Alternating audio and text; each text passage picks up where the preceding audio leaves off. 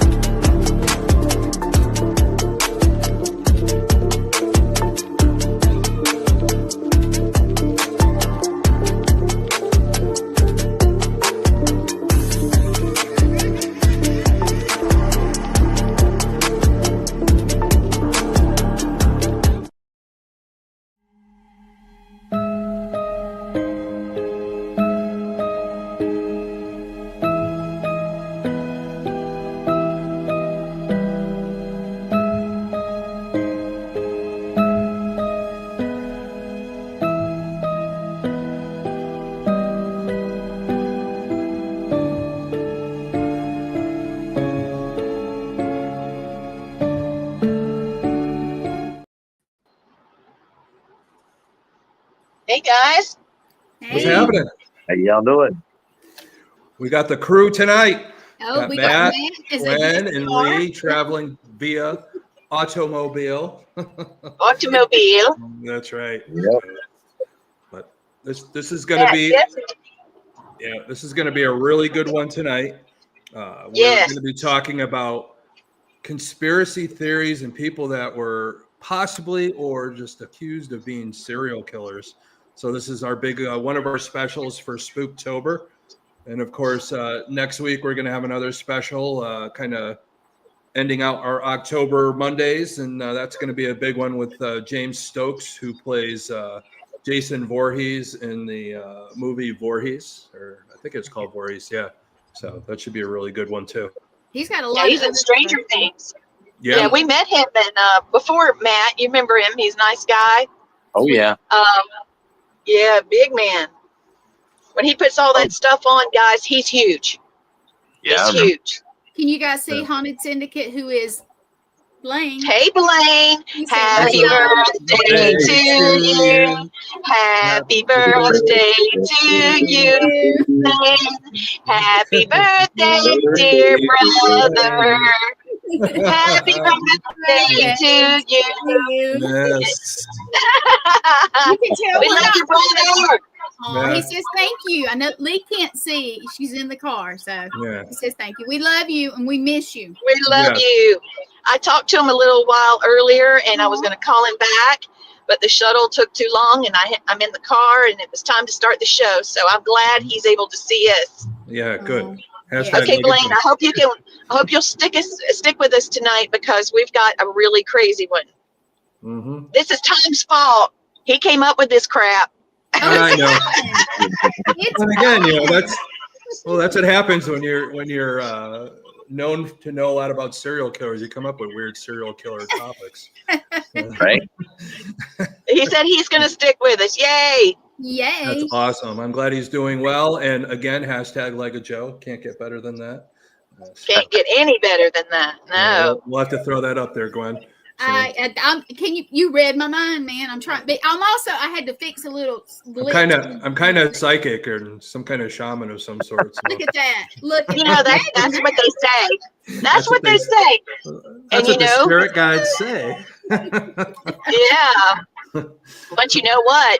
They say a lot of stuff about some crazy people. Oh. And that's what our show's about tonight. Yep. There's a lot of people that are famous people that have been rumored to be a serial killer or murderer. Yeah. Probably one of the biggest ones for me is you guys. I think I've told you before. I was a demo singer for quite a while. I did my time down in Nashville. I was nearly on the show Nashville Star. I just missed out. I was like a runner-up in case somebody fell out. I would have been on the show. But all that singing, all that time, all my time down there, anytime I tell somebody I'm a singer and they look at me and stare and think, you look like Garth Brooks. So I think it's because of Garth Brooks that I have no music career. I guess I look too much like him, and there was already a Garth Brooks. So, but I'm glad that I have a paranormal true crime. Yeah, there could be only one Highlander. But Garth Brooks, believe it or not, this whole thing started with a rumor on a podcast by Tom Segura, the comedian, and how he was saying, yeah, Garth Brooks there he is. Garth Brooks has got to be like a serial killer. He says he's got that serial killer smile. And then things started getting out of control where a lot of his concerts where he would go, all the cities he would go, somebody would end up missing on the day that he was there for concerts. And then there was rumor that he was taking these people and taking them hostage, takes them back to his place, kills them, and then they're all buried on his property. So that was a rumor. Of course, you should go out there and take a look, see if there's anything under the ground. But, you know, it all comes to be BS. But you really think about it, it kind of makes sense if you really dive deep into the conspiracy behind it and how it grew legs and took off. It's like Garth Brooks, he's a great singer, but that's what happens. You get accused of a lot of things when you get that popular. So there's always the big side and there's always the negative side of it, but you never know.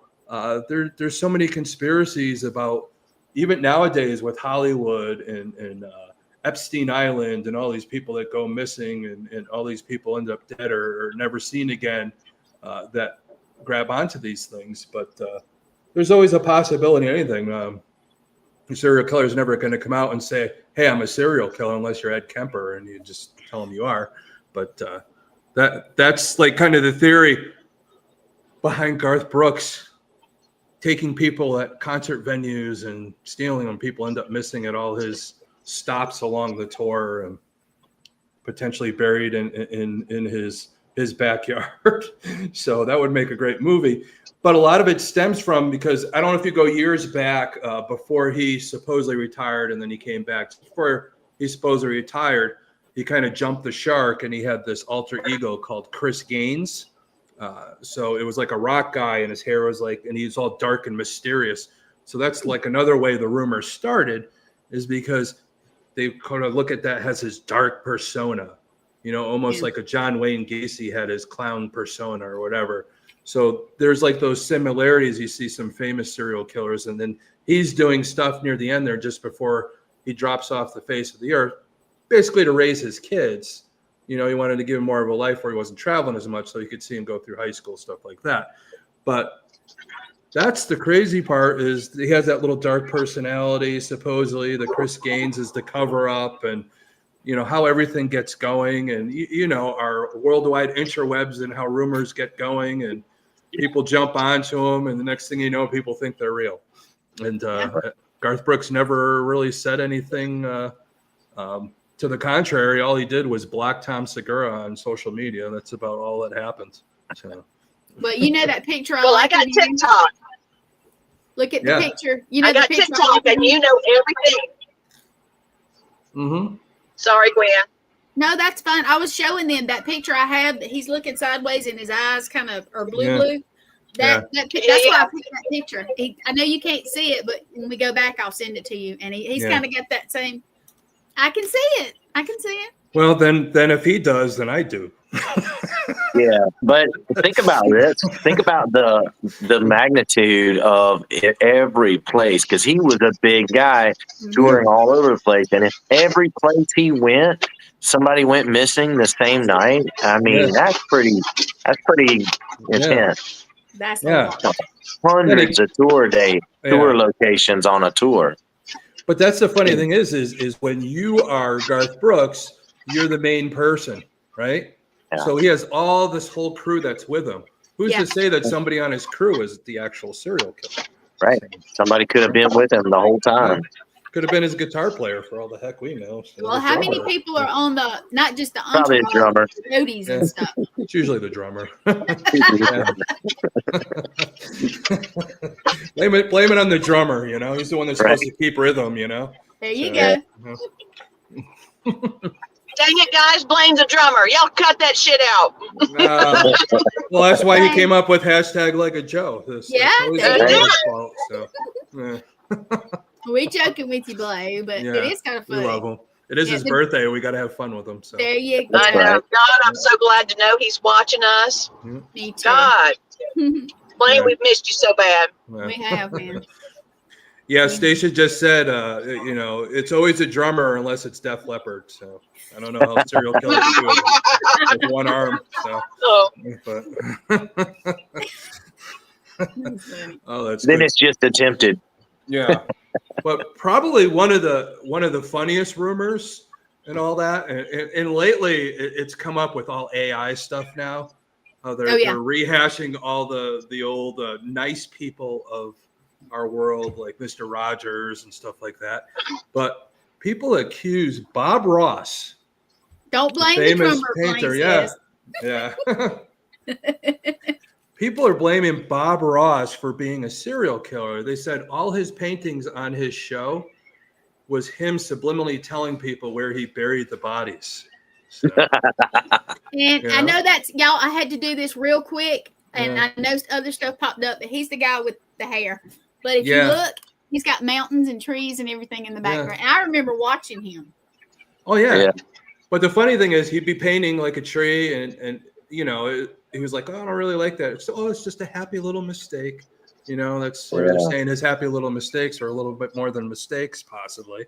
So, but yeah, that was a big one, and you really got to say, you know, he was in the Air Force, and one of the things that he said in the Air Force, he had to be tough because he was a master sergeant, so he did a lot of the drills and all that. So he was very in your face with a lot of the, you know, cadets or anything like that. So when he left the military, he says, "I'm going to do everything I can to not be that guy anymore, to be the nicest guy and all that." But it shows you, you know, hey, he might have an edge. I don't know. So I get that. Yeah, I get that. Yeah. So, Mr. Rogers. Well, I will say this now. If you look at the pictures that he's painted, and you know, maybe go on YouTube, and look at some of the videos of it. His scenery that he's painted does look like crime scenes, and there's like 5. Yeah. Oh, by the way, Blaine says Blaine the keyboard player. Yeah, could be. Their fingers are always up to no good, I guess. They got a bit, up to no good. Hey, you know, thinking back about Mr. Rogers, wasn't he in some kind of special forces too? And that's the reason why he had to wear the long sweaters. Well, there was rumor that he was in the military, but it wasn't special forces. People were saying he was a Navy SEAL, but at the time, Mr. Rogers there was no Navy SEAls at the time. Mr. Rogers was. That was still just, I think it's still just Underwater Demolition Team, UDT. And then, you know, it wasn't until JFK started calling them Navy SEALs during Vietnam. So I think Mr. Rogers was already out by then. But I don't think he was ever shown. He was in the military, but I don't think he was special forces. That was like a rumor online. But it would be kind of funny going from some guy that could rip your throat out to just the real nice guy putting a sweater on and his sneakers on and telling you all about the good things in life and stuff like that. You know, that's neighbor. Yeah, I know. But it shows you sometimes. That's why people think that you have that past, that dark side. Right. And then you have the nice side. It's like the back and forth. It's that bipolar kind of thing. Even with Bob Ross, knowing his military background, how nice of a guy, doing the happy little trees. And it's funny, is that guy just going to freaking lose it one of these days and go screw this happy little tree and just hang somebody from it? I don't know. You know, that's the rumor. That's why they start. You really look at somebody's personality sometimes, and they're on the air, and we're here behind our keyboard watching stuff like this, and we're like, you know what? It kind of sounds like he could really like lose it at any time, and then it becomes a joke, and then it turns into something where people are like, maybe he was. So that's always the rumor, which is, it's funny because anybody with Bob Ross would, yeah. So I would never have guessed that. Not him. Yeah. Oh God, no. But I'm looking right now because I wasn't sure about Mr. Rogers because I had heard, and it says now, and this is just what it says on here. It said he never actually served. Yeah. He got qualified as unqualified after one of his physicals. So yeah, I don't know if he actually. Lee will be back in a minute, but sometimes, you know, if you don't qualify, there's administrative stuff that you can help the military, but not truly be military. Matt would really be able to speak better about that. I'm just looking what I saw on the interway up there. Yeah. Yeah. Oh, you never know. Yeah, I tell you, it's like we look all this stuff up on the internet now, and it's like, what do we believe anymore? It's hard, you know. And even with the paranormal, there's so much stuff that goes on. I really look at it this way, and I've told people before. I love all your evidence and all that, but I can't really say anything. I wasn't there. It's almost like you have to experience it. Yeah, Captain Kangaroo. Yeah, military too. I wouldn't have guessed that either. All these guys. And go ahead, Matt. If you had told me that somebody like Slim Goodbody was a serial killer, I'll probably have been like, okay, yeah, I get that. Remember Mr. Slim Goodbody? Oh yeah, God. That was a little bit freaky when I was growing up. I was like, oh my gosh, I see all the bones and the muscles. Yeah, you know what I could see that. Somebody's got to make a movie. All right, we're gonna hear it here first. We're copywriting this, so if the movie's made, you owe me a percentage. You owe us all a percentage. There you go. They should take all our favorite people growing up, like Captain Kangaroo, Mr. Rogers, Bob, all them, and put them as a group of serial killers that go around. Well, they already made Winnie the Pooh a serial killer, so why not? So. Lee, are you hitting buttons? Because please stop. Make a club of them or something like that. I think that might be. You are. You're messing. Please stop. I love you, but please. Sorry, guys. She keeps hitting that. Yeah. Clickety clicking. Clickety clicking. I'm clickety clicking. I was trying to turn my camera off because you don't need to see. Okay, good. You got that? I did it. Thing. Yeah, I tried to put a picture up, but it wouldn't let me. So now a little more up to date person. A lot of people may not know who this guy is, but he was up for some awards. He's been in a lot of pretty cool movies. There was an up to date version of The Lone Ranger. There was the movie Call Me by Your Name that the other actor that was with him has been in a lot of great movies. He played like Bob Dylan recently, that other actor. But the guy's name is Armie Hammer. I don't know if you ever heard the name. There he is. So now, sorry guys, I did it at the last minute. So Armie Hammer, at a time he was working construction, and there was a lot of missing women in the area, and there was some text messages of his about, him really, talking about being into cannibalism. There was like some weird sexual things that he liked to do with these like women, and these missing women, they were finding bodies, in the Joshua Tree forest area, and seeing these text messages, him being in the area, these missing women and all that. Now things were getting back to him, then he has his acting career, and a lot of this just came back out recently where, he's kind of persona non grata in Hollywood now, where there might be some legs to this a little bit. They haven't been able to prove anything, but there's a possibility that there's been some missing people. And by the way he's talking, and there's been some talk about him intertwining with some of these missing women at one time or another. So, yeah. So I know a lot of people may not know who Armie Hammer is. Go check it out, look it up, and just see what I'm talking about. It's pretty crazy. So there, out of all the people we've talked about so far, I think there's more validity to this guy because of his personality and the things that he likes, and how he's came to that point. So that's like a big one. So you got to check that one out. And one more time. He looks like a Boy Scout. Yeah, I got this mental image of this guy coming up with his stage name, and he turning around and he looks at a box of Arm & Hammer soap and goes, "Let me Arm & Hammer. Yeah, we'll do that." Well, the funny thing is that is his real name. His father, I know his father was like some big wig in like oil or something like that, and his name was Armand Hammer. So I think he's like a junior or a second or third. I don't know. And maybe Army is like a, the old like Tom and Tommy, so that kind of thing. So that's what I'm thinking. But yeah, I kind of I kind of would agree with you on that one, Matt. It probably is. Oh, you never know when people come up with their names. They're looking at a cereal box and decide. Especially back in the day, they all changed their names. Oh yeah, better. Yeah. Yeah, because some of them had more feminine names and all that, and Francis. So they John wanted to Wayne. be more John Wayne. Yeah, John Wayne's John Wayne's first name was Marion. It was something feminine. Yeah. So he changed that. I'm looking. Who's Francis? I remember there was a Francis too. That was a famous person. I'm not sure. It's not coming to me. But the when thing we hang up, it'll come to me. Yeah, but I'm glad we're talking about all the old school people, like John Wayne and stuff like that.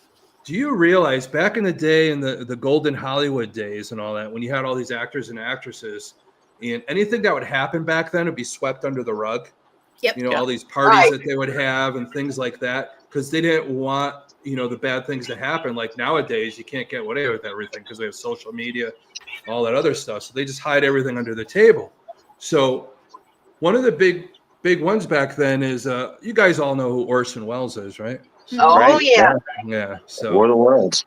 Oh yeah, War of the Worlds. You name it. One of the bigger names. But the rumor is he had this thing where a lot of the extras that were in his movies and all that, if somebody like messed up, they'd go missing and nobody know where they went. And they were wondering, like, his attachment to it, there'd be some anger. He'd be angry at somebody and then you never see him again. Yeah. And it's like, I wonder what's going on there. So there's that rumor of that. And when, he became obsessed with the Black Dahlia murder. So there was a rumor that he might have had part in that too, because of some run-ins, her being an extra. Don't know if there's a run-in with one of his movies, but when he died, just before he died, there's missing pages out of his diary that he was writing. So it's almost like there was something that he was hiding or anything like that. So that's where a lot of the rumors like started with Orson Welles, these missing extras and missing diary pages, his obsession with the Black Dahlia. So a lot of serial killers become obsessed, especially when their kills get put into the news, because a lot of these people want to be famous, just like a lot of people nowadays. That's where Hollywood is. How do I stay famous? If somebody's going to take my fame away from me, I might have to kill them, like they might have done back in the day to avoid, those problems. And Orson Welles is like one of those big names. But probably another one, some of you may know, a lot of us with the older ones are grandparents, stuff like that. But you'll hear them. Anybody ever hear Errol Flynn? Oh, yeah. Yeah. Errol Flynn was Man in Tights. A big name actor, like good looking guy. And isn't he the grandfather of, or the dad of It Left? Yeah. Well, you'll get it. So hopefully somebody will chime in. Somebody will know better than us. But hey, now, Brandon. Hey, Raven. Yeah. What's going on, everybody? Brandon. Yeah. Hey, I know guys, Raven's show's coming up after ours. There's Brandon. What's up, Gnome? So, you think about it too. You were talking about to keep somebody from getting your job. You find out somebody's going to a casting call that you're going to. Yeah. It may not be the person, the actual actor, but you think about how many people make their living off of that actor, their producers, their agents, their personal assistants. And, somebody looks at losing a job, they may be like, you know what, if I eliminate this person, then you'll definitely get the job. So it could be. Yeah. And you're talking about a time back then where there's no DNA evidence. The powers that be swept stuff under the rug. It's like, old Hollywood was like the Wild Wild West sometimes, if you really think about it, especially if there's competition. And a lot of people that become actors, it's like, hey, look at me. I want to be noticed. I have that need. And if somebody's going to get in my way, I got to eliminate them. But Errol Flynn, one of those people, the guy's a good looking guy. He shouldn't have any problem getting roles or anything like that. But he had a secret hunting lodge that only, people would be able to come if he invited them. And they had to be like somebody, to get invited. But the problem is some of these people that were invited to this lodge never came back to the city, and nobody ever saw them again. So there was claims, they just disappeared. Oh, who knows? They went on a hunting trip and nobody came back. But a lot of it was, they said that some of the neighbors said they would hear screaming near the lodge and all that. So there's been, people saying, oh, somebody was screaming out in the woods. But again, it gets swept under the rug. So maybe Errol Flynn's just not really hunting animals. He's hunting his own, people that he invited out there for fun, I guess. I don't know. It's like the butcher baker up in Alaska that used to, kidnap people. And then he'd say, go ahead and escape. If you could get away from me, you live. But he would always hunt them down and kill them. That was his serial killer way of doing things. This sounds the same with Errol Flynn. If he was a serial killer, that he probably was doing the same thing. Who knows? So, you run screaming out into the woods and nobody ever sees you ever again. So. The excitement of the hunt. Yeah. But that's at the end of it. I'm saying a lot of these people are golden Hollywood. We're going to save the best one for last, of course. So we'll have to say the best one, which is even further back. But we'll talk about that one in a minute. Another one, anybody ever hear of Hedy Lamarr? Yes. Yeah. So Hedy Lamarr was considered the most beautiful woman in the world at the time, of course. And we're talking during the 40s, all right, 30s, 40s.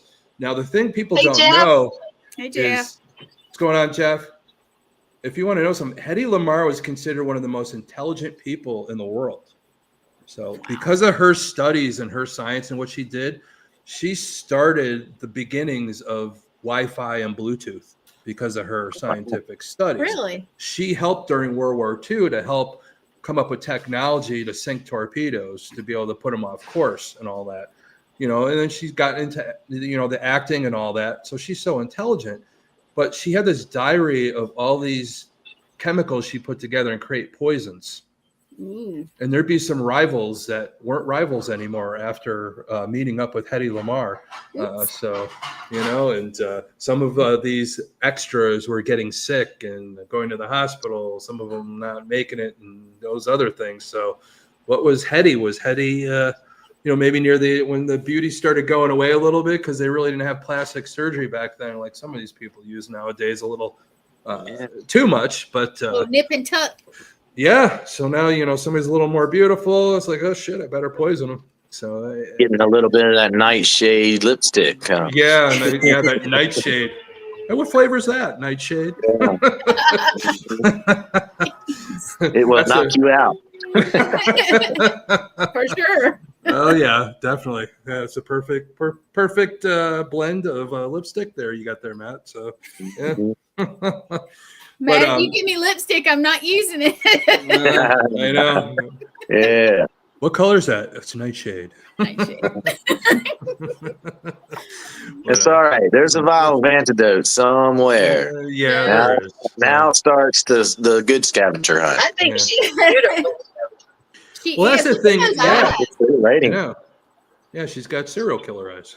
She looks like the woman that she looks like Morticia Adams and Betty Davis had a baby. Yeah, I said she looked like Betty Davis. Yeah, you're right. She's got the Betty Davis eyes. Yes, she does. She has gorgeous eyes. That was a big thing in Hollywood. Yeah. Yeah. Well, and Elizabeth Taylor in there somewhere too. Oh, true. Elizabeth Taylor's eyes. She's got that little heart-shaped face. Elizabeth Taylor's eyes are violet. They're like purple, and that's like 0.01 of the population has those type of eyes. So she was beautiful till the very end. Oh yeah. Lord. Oh yeah. But, yep. Now another one. What's going on, Chris? Hey, Chris. Hey, Jeremy. Yeah. Hey, everybody. Yeah, everybody's like chiming in. That's why I'm on the phone talking to him like Miss, and then I'm like, hop in, say hey. So. Oh yeah, I'm glad. That's awesome. Yeah, I shared them to all my groups, so we got this, y'all. Yeah, we got to get everybody on. It's Spooktober. And I will put it out there. Matt doesn't know as much as we do, but Matt, if you see the little counter at the top, not even close. It doesn't. No, because I can look and see how many people are on. Everybody. I'm not even worried about that. Yeah. But but look at Ignore her it. eyes. Can you imagine? I mean, Those arched eyebrows is Elizabeth Taylor to me. Yeah. Well, the thing is in Hollywood, when somebody hits it big and a lot of people come to see them. What's up, Marla? Sorry, I'm getting And a lot there. of people, like somebody like Hedy Lamarr, you see her, she's beautiful, right? And then she starts getting in these movies and tickets are selling. So what are they going to do? They're going to find the next Hedy Lamarr. They're going to find somebody that looks just like her. So that's what they used to do in Hollywood because they wanted to get that. And then when that goes by the wayside, they got to find the next big thing.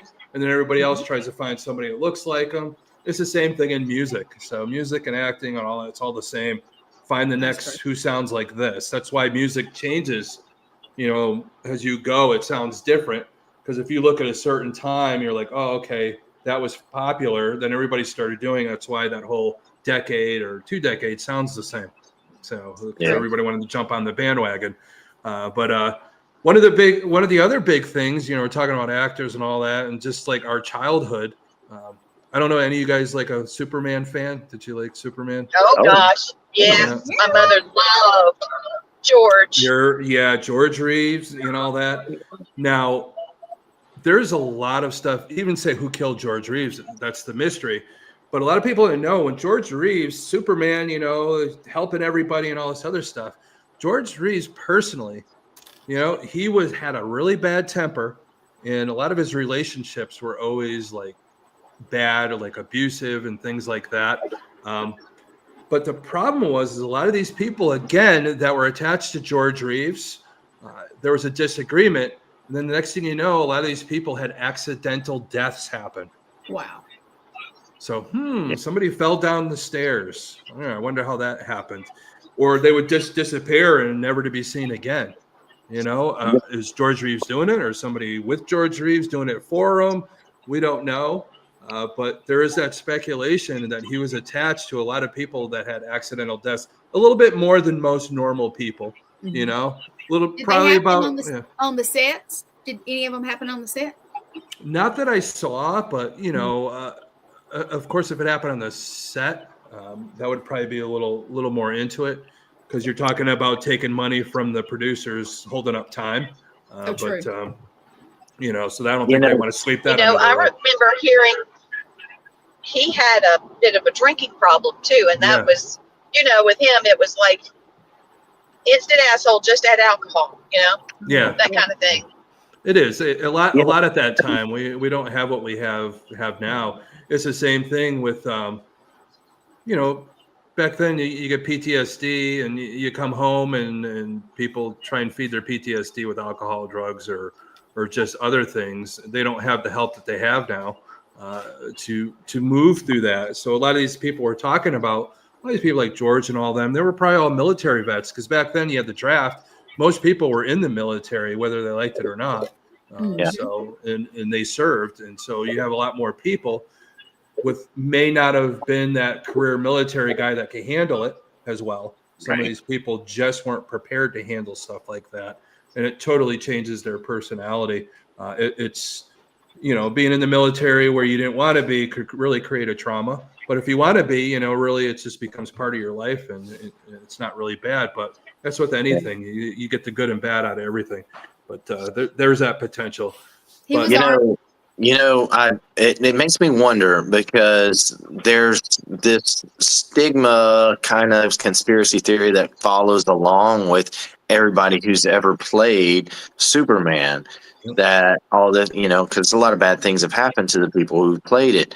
And I wonder if maybe he created some kind of curse, or somebody put something on that character, not realizing that it would carry on as like a generational curse to the next person that plays that. That is a great thing that you said, Matt. Part of the, our serial kill supernatural side of things. That's definitely a possibility. There's those curses because something happens. There's a catalyst. And then, like you said, generational things happen. Is there a curse on that character? Did George hurt somebody that had the potential to put a curse just on that character alone? So anybody that plays him, it's almost, you go back to all these different curses over the years that create problems. Like I'm originally from New England. I'm living in Ohio now, but the old curse was when Babe Ruth was traded from the Red Sox, to the Yankees, and they had the curse of the Bambino. It was like hundreds of years before the Red Sox even were back in the World Series. But those types of things, and you never know with what it creates and what happens there. But we are in Spooktober, right? So Matt, your camera went out. Yeah. So what better person to talk about who had the potential to be a serial killer, who played kind of, like a serial killer in a way back in the day. Sorta. Yeah, a little, we could say Dracula was a serial killer kind of in a way, if you really want to look at it, but he was unalive, and they did come back to life, but, they had to die first and come back. But Bela Lugosi. Oh, yeah.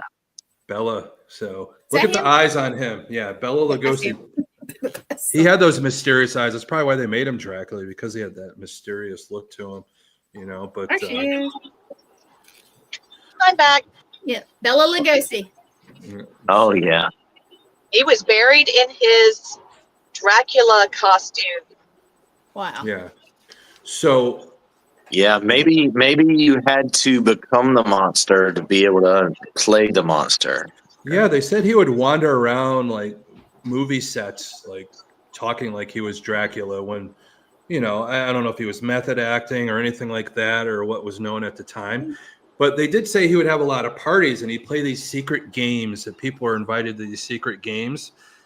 But a lot of the bit actors that were part of it would end up like disappearing and never to be seen again, and those types of things. What were going on with these secret games where people losing their lives? Was he actually being Dracula, being the monster?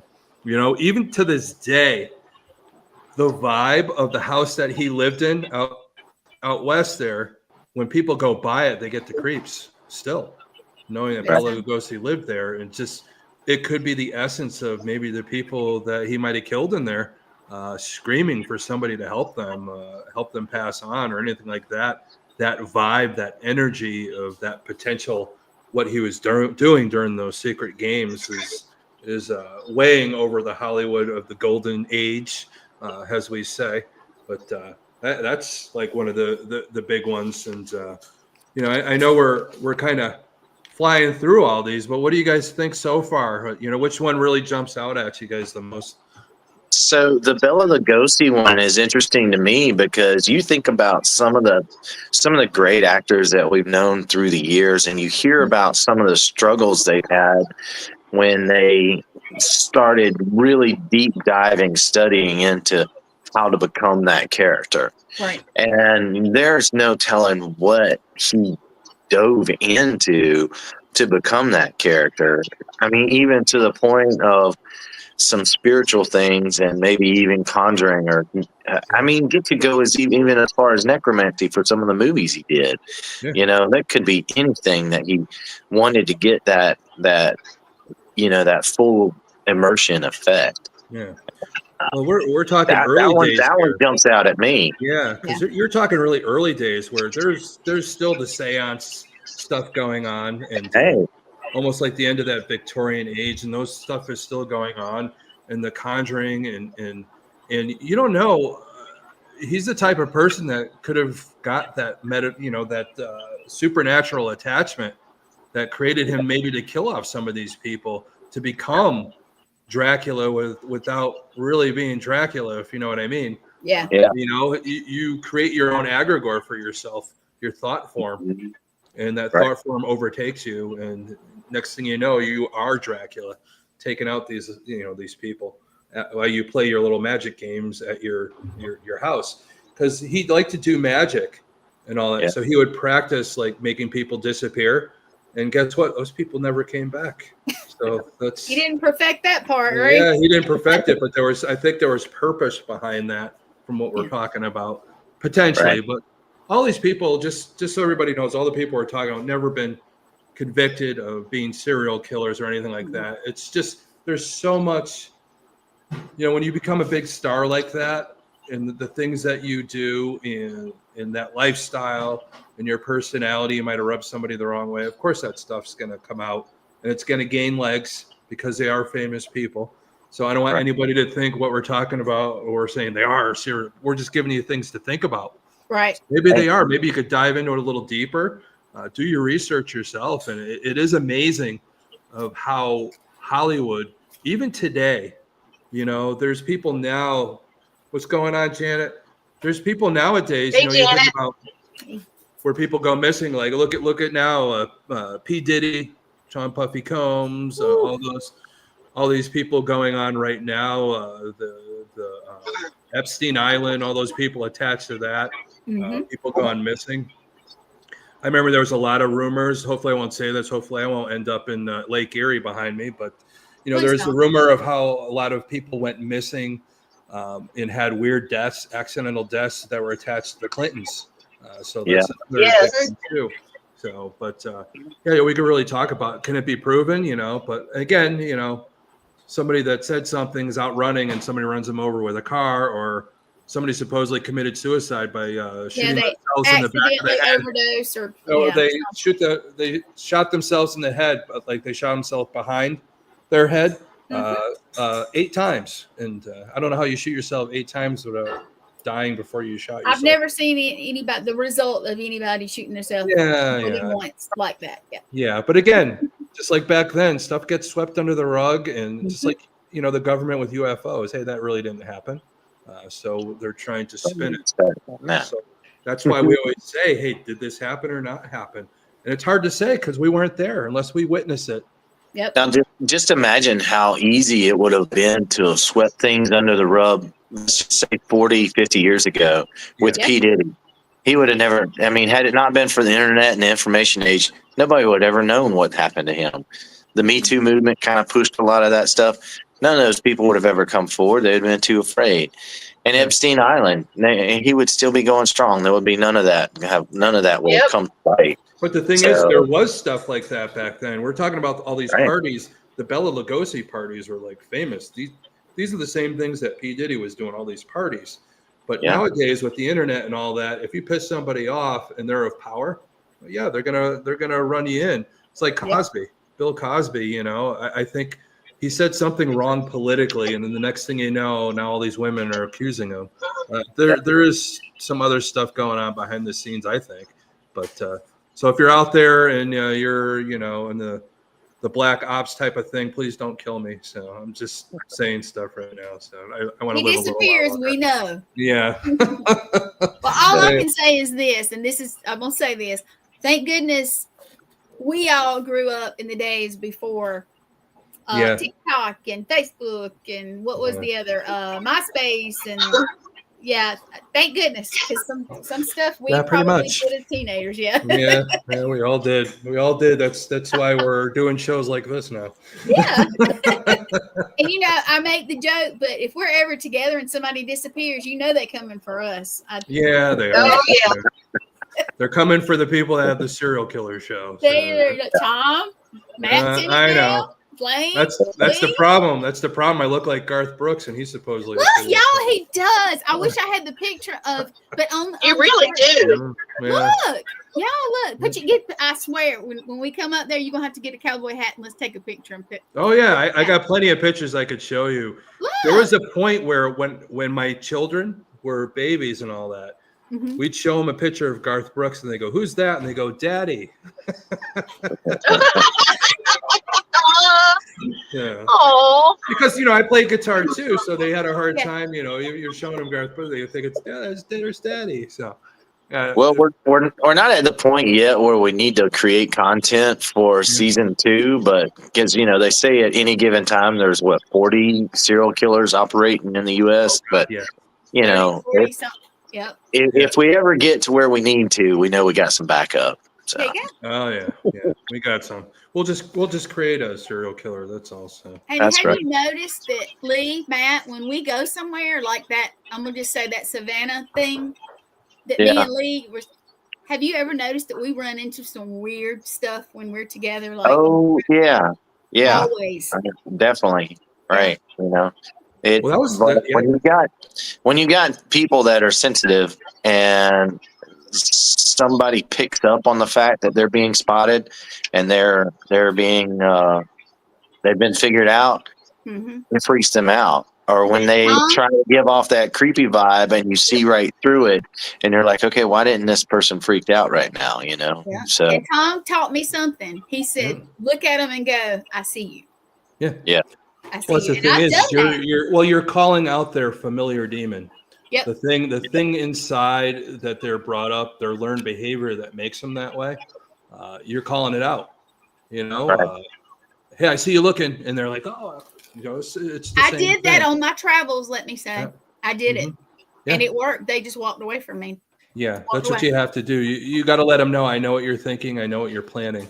I just looked straight in the face and right face to face and said, I see you. Yeah.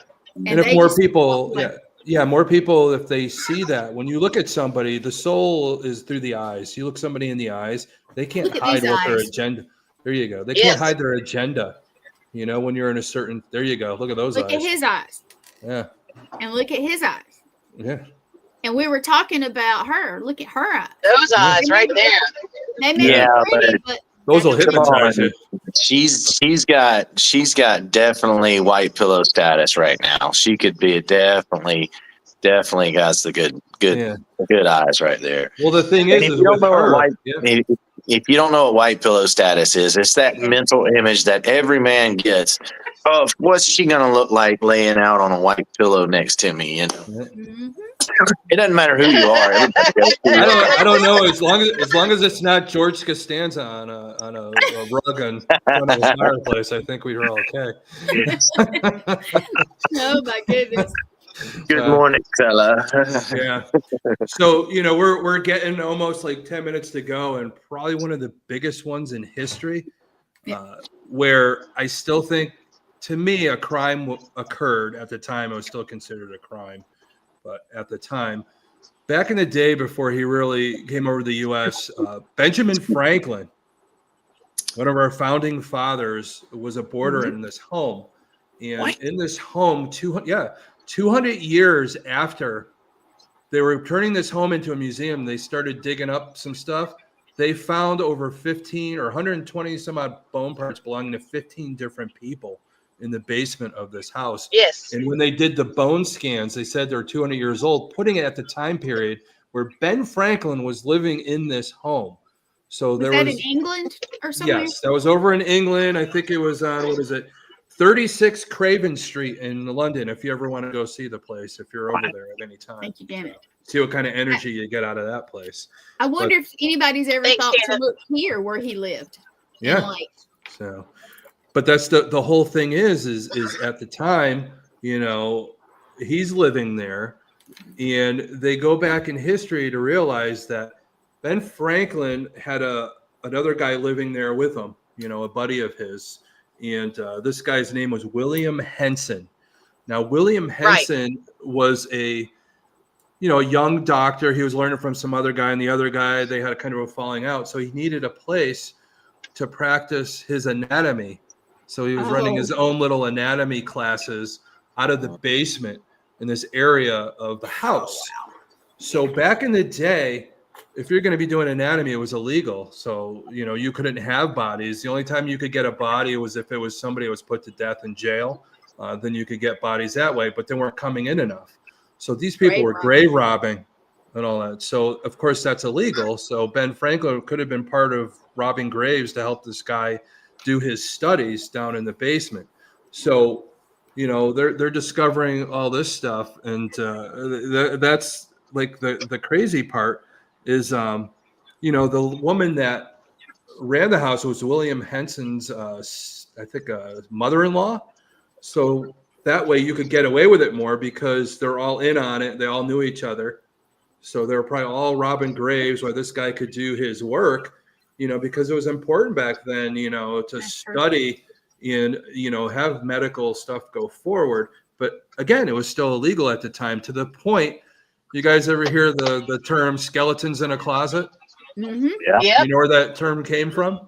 So originally it was called skeletons in the cupboard, because over in Europe, they didn't call it a closet. They called it a cupboard. So what would happen is back in the day, these teaching schools, so it was illegal to have these bodies unless they were checked in and they had to be tagged and all. Some of them were illegal. So when they knew the inspectors were coming, they would jam all these skeletons that they had into the cupboard or the closet to hide them. So those are their secrets. So the inspectors wouldn't see, and then they would go by, and then they take everything back out. So that's where the term comes from.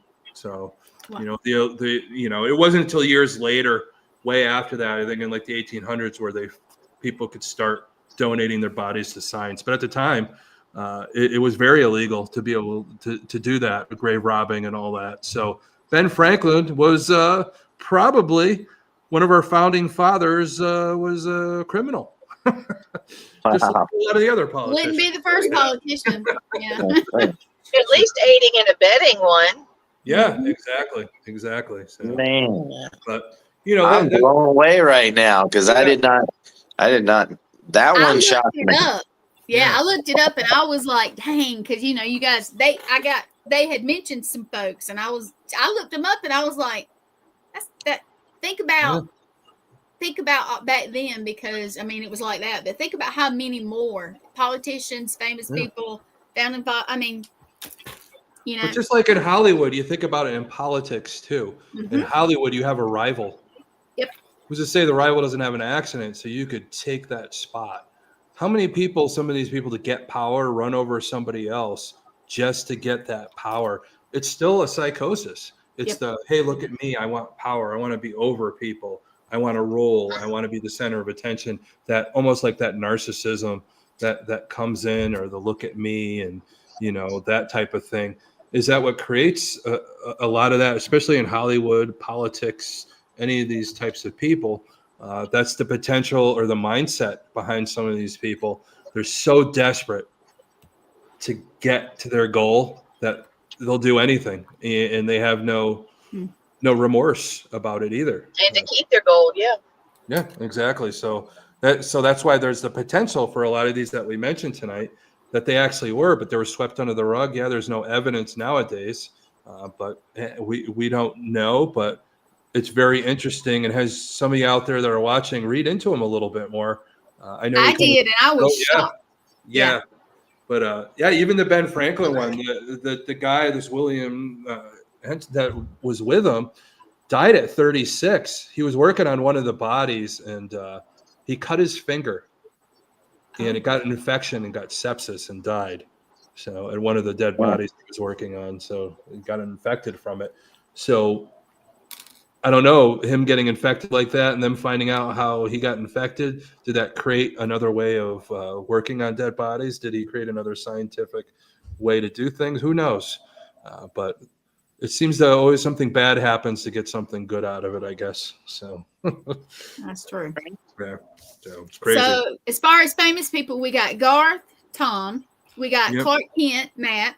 look at that little hair. It does look like Lee. I don't know. Matt, try and pull a little curl down. Just one. Come on, do it. See if we can do it. Now listen, Lee is Morticia. Since our kids were little. Yeah, that's me. Yeah. Since our kids were little, people called Matt Superman. Yep. Clark. Yeah. I'm just gonna call him Clark for now on. So I just don't want his curse. Just don't put the costume on. I guess. We'll just avoid the curse, right? Avoid the curse. Avoid the curse. Oh my God, that's funny. That's funny. So, but there's other things that people were accused of that were famous at the time. There were so many famous people that were accused of being Jack the Ripper. Oh yeah. What was it? Queen Victoria's grandson. H.H. Holmes. Before he was, of course, the first big serial killer, more famous in our country and whatever. But he was over in that area at the time it was all going on. So there's a potential there. But they kind of found some Polish guy that they're saying DNA matches. Some of the stuff left behind that they were able to pull, which is amazing. Well, maybe it wasn't just one person. Maybe it was a copycat. You never know. Yeah, it could be, Yeah, especially with that. Wasn't the Sweeney Todd movie kind of based roughly off of H.H. Holmes? Yeah. Yes. A little bit of this, a little bit of that. And I'm glad that you said that. Because Lee, you're on here twice. Yeah, that's cool. There can be only one. Lee, I know, that's why I was like, there can be only one. Lee, are you having a split personality as we talk about serial killers? Should we worry? This is true. This is the truth is known. Yeah, but I'm glad that Matt. I'm glad that you mentioned that the comparison of Sweeney Todd to an actual real serial killer, because that's what we're going to be talking about next week. Cool. Yeah, with with that thing going on. Yeah. So we're going to be talking about next week. Our big show is going to be, to end off Spooktober, our Mondays. We're going to have James Stokes on, who played, of course, Jason Voorhees. He's been in Stranger Things. So what better guy to ask than a guy that plays a movie serial killer? Yep. And how do we compare a lot of these movie serial killers are based off of real serial killers, and we're going to see. We're going to talk about some of the movie ones and who they compare to and why we think they are used for that particular thing. Just like a lot of people right now are watching Monster right now, the story of Ed Gein, and how they're going about that and how they're maneuvering that. We've watched Stacia and I watched so far a couple of them, and I like how they're transitioning the Ed Gein story, his psychosis, and they're maneuvering in, the movie Psycho and how that came about. And I think it's pretty cool how they're doing that. So there's a lot of moving parts. I know some people don't really like that. It's a little too hard to follow, but it's actually pretty good of some of his influences and how they're all integrating and how they're working together. I kind of find it a little fascinating, to tell you the truth. So it is. Yeah. So. Well, I know the Texas Chainsaw Massacre, wasn't it? That's based off of a real story. Yeah. Yeah. Can you so imagine? There's tons of them, like Silence of the Lambs, the Mr. Brooks, all these serial killer movies. These people that write them, it's the people that are real serial killers in real life. You just write about them. The things that they do, a normal person can't come up with. Most people can't think that actually happened. I mean, they can't accept. Their brain just won't no. That's a movie. And no, it's real. So that's why they're using it for these real to make movies, because who the hell thinks that way? I got to write a movie about this. Like we were talking about earlier, we should make a movie about Mr. Rogers and Captain Kangaroo and Bob Ross having a group that is a serial killers or something. Or the one we had talked about earlier about a group of paranormal folks who do a podcast about serial killers, and then that might be a book. That might be. There you go. There'd be a book. The one thing I'd like to say is, and first off, thank you for letting me be on the show tonight. Yeah. And but think about what these investigators and law enforcement officers have to go through that see this stuff firsthand, and are uncovering it and putting it all together and seeing this completely inhuman treatment of people and bodies and stuff, and having to comprehend it and put it all together to make a case. I mean, they're having to dive so deep into it, they'll never forget it. This is stuff that will stay with them and traumatize them, whether they accept it as trauma or not. But they're going to have to deal with this forever. And my hat's off to all those guys that have done that. Yes. I know one of my former pilots ended up being an investigator, and he's working on a serial killer case right now. And hands down, way to go, guys. Stick it out. If you ever need any help talking through stuff, we'll gladly talk to you, I'm sure. But if we can't, we'll find somebody that can. We will. We definitely will. But yes, I got a group. I know of a group that could talk you through any PTSD or any stuff. It's called Leitreanna. And we all. I think I know a few people. So might be staring at each other right now, but. And one's staring across from the table from me right now. But hey, Stacia. And she said hi. So, and those are big things. But you hit it right on the button there, Matt. Just the studies I did, what I was involved with over the years, and just the whole data and trying to get into the mind of these offenders and killers and all that, what makes them tick, all the study that goes behind it, all the interviews that you have to do to try and figure out patterns. And it's so hard because not everybody's the same. Everybody's got a different fingerprint. You could have a pattern. It's like you don't know until after they're captured, really. You could get close and you get, nowadays, of course, it's a lot harder to be a serial killer. So, because there's a lot more cameras around, DNA is more advanced and those types of things. But some of these people are extremely intelligent. And with anything, if somebody wants to do something, they'll figure out how to do it. They will. Right. But you know what I think about? And it's weird, but I think about these people that live in these where there's no people. I mean, they're, up in Alaska, Canada, or wherever, and just think about what they could get away with, because half the year, everything's halfway closed down. Yeah. I mean, think about what they could get away with. Somebody gets lost and they're gone. Well, yeah, but we take it for granted. We're talking about all the serial killers that we're talking about are mostly from the U.S. There's other countries that don't have the advancements that we have, that people go missing and somebody kills somebody, and there's all that type of stuff, and the atrocities that happen all over, the world. Those are the things that we have to keep aware of too.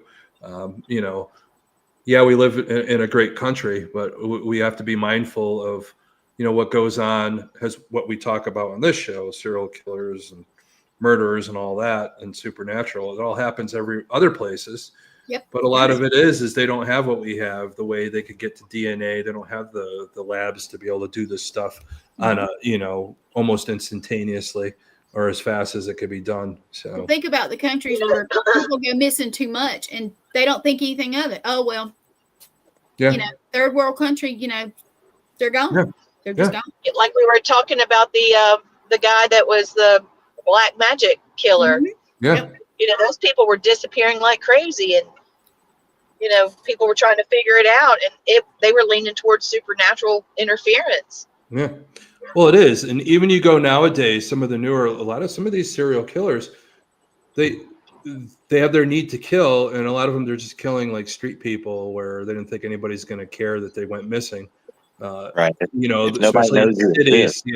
Yeah. In cities where a lot of the law enforcement's overworked, and it's hard to get to these cases properly unless, something's pushed on a different thing. There's a lot of unsolved stuff out there.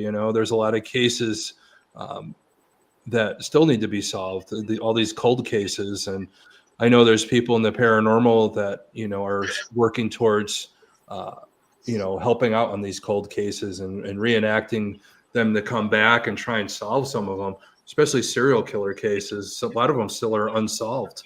It wasn't until recently, the Golden State Killer, they found him by DNA, and he ended up being a former law enforcement officer. That's what, So it's crazy how science is coming along, and unfortunately, they're finding some of these people have long since passed. DNA has finally figured out potentially who the Ripper is.